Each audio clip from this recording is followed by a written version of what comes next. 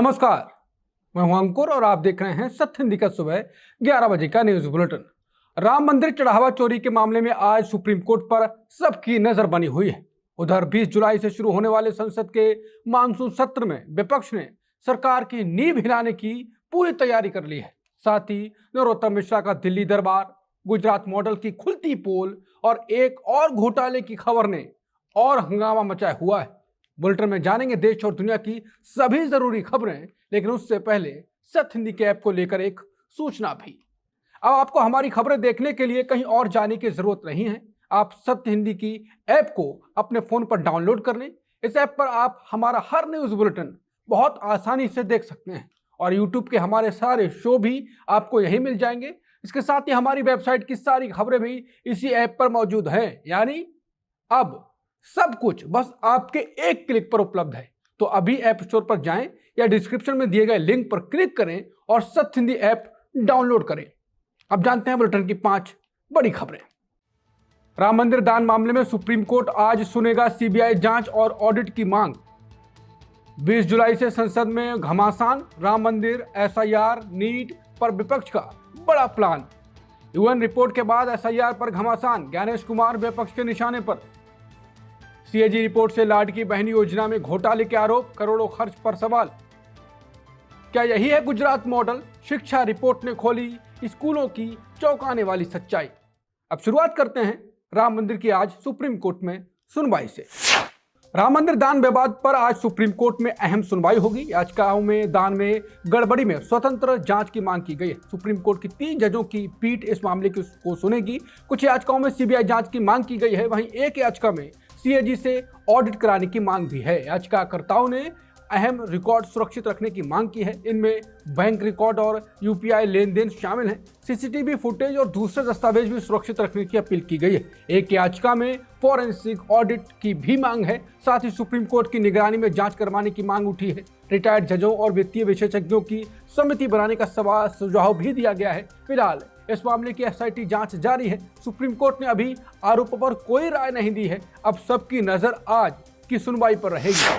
राम जन्मभूमि मामले के पूर्व याचिकाकर्ता महंत बाबा धर्मदास ने बड़ा बयान दिया। उन्होंने कहा कि राम जन्मभूमि पर सरकारी नियंत्रण स्वीकार नहीं होगा। उनका कहना है कि वहां संतों की परंपरा बनी रहनी चाहिए। महंत धर्मदास ने कहा कि राम जन्मभूमि के लिए लंबा संघर्ष हुआ। इस आंदोलन में संतों की बड़ी भूमिका रही, इसलिए इसकी परंपरा भी संतों के हाथ में रहनी चाहिए। उन्होंने साफ कहा कि कोई भी सरकार वहां अपना नियंत्रण स्थापित ना करे। उनका कहना है राम जन्मभूमि की व्यवस्था संत परंपरा के अनुसार ही चलनी चाहिए। आरएसएस ने राम मंदिर दान विवाद पर चिंता जताई। उसने एसआईटी पर भरोसा भी जताया। ये मुद्दा बेलगावी की 3 दिन की अहम बैठक में उठा। नेताओं ने कहा कि ऐसी घटनाएं दोबारा नहीं होनी चाहिए। बैठक में जांच पर भी चर्चा हुई। आरएसएस ने उत्तर प्रदेश पुलिस की एसआईटी पर भरोसा जताया। उम्मीद जताई गई कि जांच जल्द साफ नतीजे देगी। आरएसएस ने कहा कि जांच ट्रस्ट के अनुरोध पर शुरू हुई थी। साथ ही श्रद्धालुओं की आस्था का पूरा ध्यान रखने की बात कही। मंदिर की व्यवस्था भी उसी हिसाब से चलाने पर जोर दिया गया। बद्रीनाथ धाम दान विवाद पर बीजेपी ने अपनी प्रतिक्रिया दी। उत्तराखंड बीजेपी अध्यक्ष महेंद्र भट्ट ने कहा कि मामले की पूरी जांच शुरू कर दी गई है। उन्होंने कहा कि जो भी दोषी होगा उस पर कार्रवाई होगी। किसी भी आरोपी को नहीं छोड़ा जाएगा। जांच पूरी पारदर्शिता से की जाएगी। महेंद्र भट्ट ने सरकार का बचाव भी किया। उन्होंने कहा कि सरकार ने खुद मामले का खुलासा किया, इसलिए सरकार की सराहना होनी चाहिए। उन्होंने कहा कि ऐसी गड़बड़ियां पहले से भी होती रही होंगी, लेकिन अब उन्हें सामने लाया जा रहा है। उनका कहना है कि सरकार हर शिकायत की जांच कर रही है। 20 जुलाई से शुरू संसद के मानसून सत्र में इंडिया गठबंधन सरकार को कई मुद्दों पर घेरेगा। ये सत्र 13 अगस्त तक चलेगा। विपक्ष ने सरकार को घेरने की पूरी तैयारी कर ली है। आरजेडी सांसद सुधाकर सिंह ने बड़ा दावा किया। उन्होंने कहा कि इंडिया गठबंधन कई मुद्दे उठाएगा। इनमें राम मंदिर दान विवाद भी शामिल रहेगा। उन्होंने कहा कि नीट पेपर लीक का मुद्दा भी उठेगा। बेरोजगारी और भ्रष्टाचार पर भी सरकार से जवाब मांगा जाएगा। एसआईआर को लेकर भी विपक्ष सवाल करेगा। सुधाकर सिंह ने बीजेपी पर भी आरोप लगाए। उन्होंने कहा कि विपक्षी दलों को कमजोर करने की कोशिश हो रही है।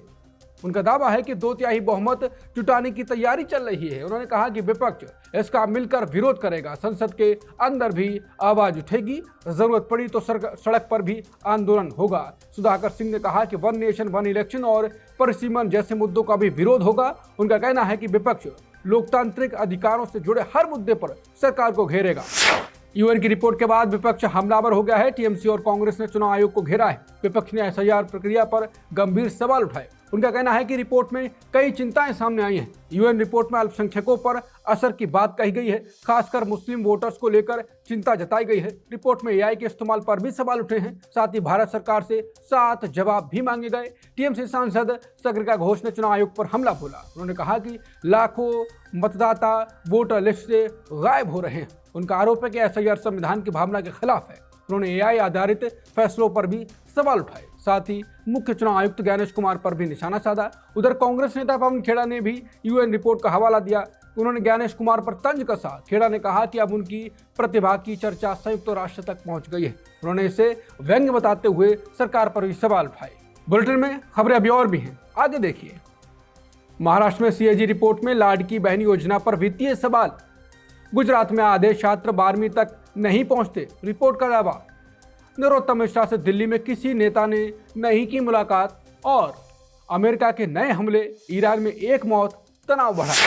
सीएजी ने लाडकी बहन योजना में खर्च और वित्तीय गड़बड़ियों पर सवाल उठाए हैं। सीएजी के मुताबिक योजना में तय बजट से ज्यादा खर्च हुआ। करीब 3541 करोड़ रुपए अतिरिक्त खर्च किए गए, लेकिन इसका कोई साफ कारण नहीं बताया गया। रिपोर्ट में फंड के इस्तेमाल पर भी सवाल हैं। बताया गया कि बड़ी रकम निकालकर अलग खाते में रख दी गई, लेकिन इसका तुरंत इस्तेमाल नहीं हुआ। सीएजी का कहना है कि यह वित्तीय अनुशासन के खिलाफ है।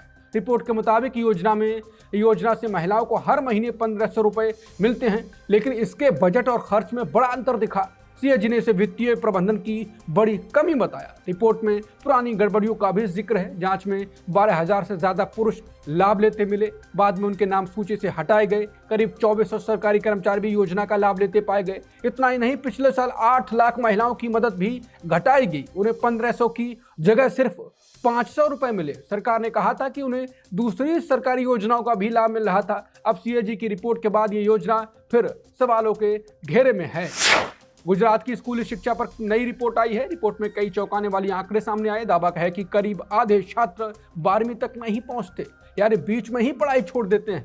यूडीआईएससी रिपोर्ट के मुताबिक केवल 54.5% छात्र 12वीं तक पहुंचते हैं, बाकी 45.5% छात्र बीच में पढ़ाई छोड़ देते हैं। माध्यमिक स्तर पर ड्रॉप आउट दर 12.5% बताई गई है। ये राष्ट्रीय औसत से काफी ज्यादा है। रिपोर्ट में स्कूलों की हालत पर भी सवाल है। राज्य का 58 स्कूलों में एक भी छात्र नहीं, फिर भी वहाँ शिक्षक तैनात हैं।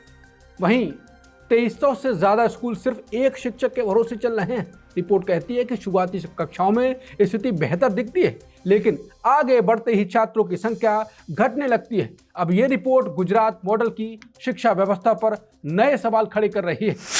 दतिया उपचुनाव में टिकट काटे जाने के बाद दिल्ली पहुंचे नरोत्तम मिश्रा से दिल्ली में किसी बीजेपी नेता ने मुलाकात नहीं की।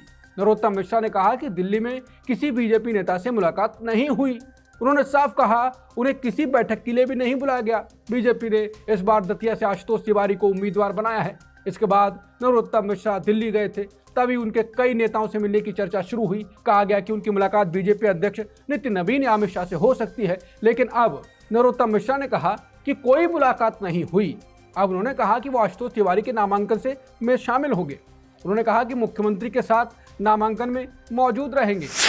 उमर अब्दुल्ला ने जम्मू कश्मीर को फिर राज्य बनाने की मांग दोहराई। उन्होंने कहा यह वादा चुनाव के समय किया गया, अब उसे पूरा करने का समय आ गया। उमर अब्दुल्ला ने बीजेपी पर भी निशाना साधा। उन्होंने कहा कि चुनाव में बड़े बड़े वादे किए गए थे। ये भी कहा गया था कि ये मोदी की गारंटी है, अब उस वादे को निभाया जाना चाहिए। उमर अब्दुल्ला ने तंज कसते हुए बड़ा सवाल भी पूछा। उन्होंने कहा अगर संसद और जंतर मंतर से बात नहीं बनेगी तो क्या ट्रंप से गुहार लगानी पड़ेगी। आखिर में उन्होंने प्रधानमंत्री मोदी से अपील की। उन्होंने कहा जम्मू कश्मीर को फिर से पूर्ण राज्य का दर्जा दिया जाए, यही वहां के लोगों की पुरानी और बड़ी मांग है। अमेरिका के नए हमले में ईरान में एक व्यक्ति की मौत हुई। ईरानी सरकारी मीडिया ने एक मौत की पुष्टि की है। हमले में 4 लोग घायल भी हुए हैं। बताया गया है कि हमला दक्षिण पश्चिमी ईरान में हुआ। इसके बाद इलाके में तनाव और बढ़ गया।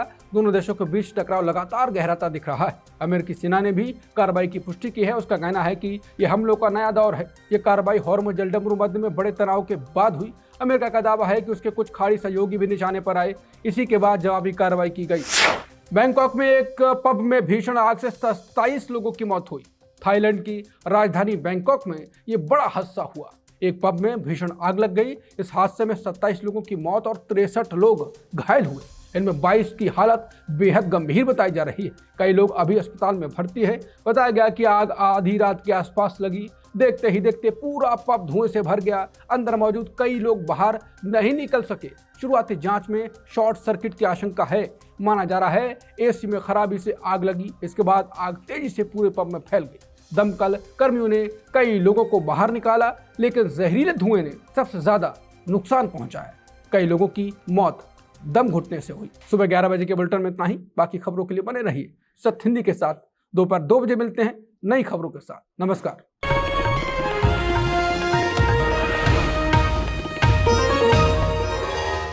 Copyright disclaimer under Section 107 of the Copyright Act 1976. Allowance is made for fair use for purposes such as criticism, comment, news reporting, scholarship, and research. Fair use is a use permitted by copyright statute that might otherwise be infringing.